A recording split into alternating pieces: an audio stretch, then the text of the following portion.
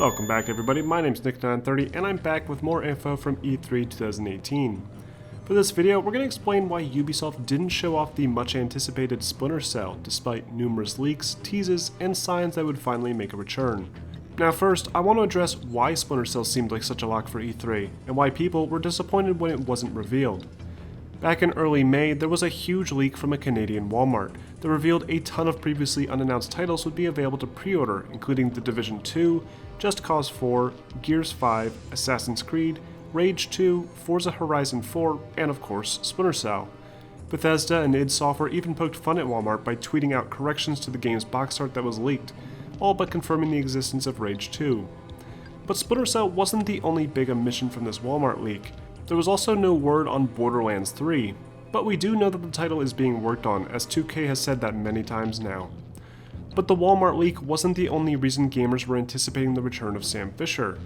Ubisoft themselves also teased the potential for Sam to return with their recently released bonus mission for Ghost Recon Wildlands, which included some Splinter Cell based gear and Sam Fisher himself, with Michael Ironside reprising his role after dealing with some personal health related issues for the past several years. In this bonus mission, it's clear that Ubisoft intends on continuing the storyline set up in 2013's Splinter Cell Blacklist, where Sam is the leader of a newly formed 4th Echelon, and works alongside Grimm's daughter to take down terrorist operations worldwide. There's even a line of dialogue towards the end that suggests that Sam was called in to deal with a new mission, which many assumed was a sort of tease for a new Splinter Cell game to be announced soon. What's more, Ubisoft went out of their way to hire the original voice actor Michael Ironside to reprise this role, and it just seems highly unlikely they'd get him in the studio just to record a few short lines of dialogue for a free-to-play Splinter Cell mission in a year-old game. My guess is they had him in a recording booth for a while recording a whole new string of dialogue for an actual standalone Splinter Cell experience this year, and the DLC for Ghost Recon was a very short tease to fans that the franchise would be coming back soon. So where is Splinter Cell now? What's taking it so long? Well, to answer that question, we need to look at this game from a financial perspective. Is Splinter Cell a financially viable franchise to bring back today? The problem with this franchise is that it only appeals to a niche market and doesn't actually make as much as Ubisoft wants. 2013's Splinter Cell Blacklist was aiming for at least 5 million copies sold, but after a full month only managed to sell 2 million copies. This title is behind in sales to games like Saints Row 4. This is interesting, especially considering Blacklist was an honest attempt to bring the franchise back to its original concepts, with more emphasis on shadows, gadgets, and stealth, in addition to a return of both cooperative mode and competitive versus mode.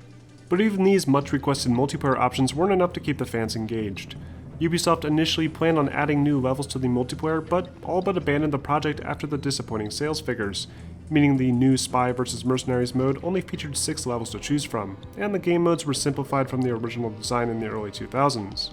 Ubisoft couldn't even be bothered to fix the major problem with players rage quitting and forcing matches to end, so they simply removed the option in the pause menu to quit game, instead of addressing the real issue with the gameplay. The game was essentially abandoned by Ubisoft's development team and deemed a failure, especially when considering their other franchises like Assassin's Creed were far more successful at the time. And keep in mind, this was at the very tail end of the last console generation, with the Xbox 360 and PS3.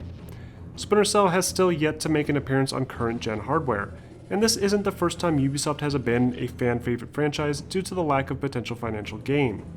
The Prince of Persia franchise has also been mostly abandoned by the company, after the hugely successful Assassin's Creed franchise took off in 2007.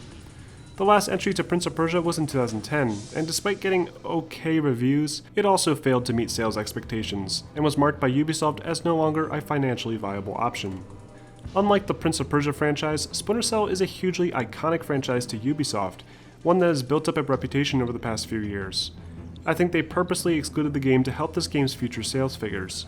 Once this game is finally announced, assuming they don't completely change the game formula and annoy longtime fans, the hype for this game will be through the roof, and that will likely lead to the game having much better sales.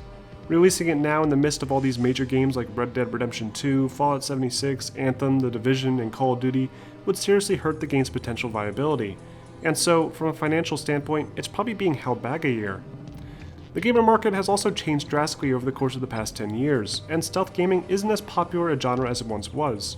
Stealth gameplay no longer needs to be its own standalone experience, but instead is incorporated into almost every action game available today, from Spider-Man to Far Cry to even Wolfenstein and Prey.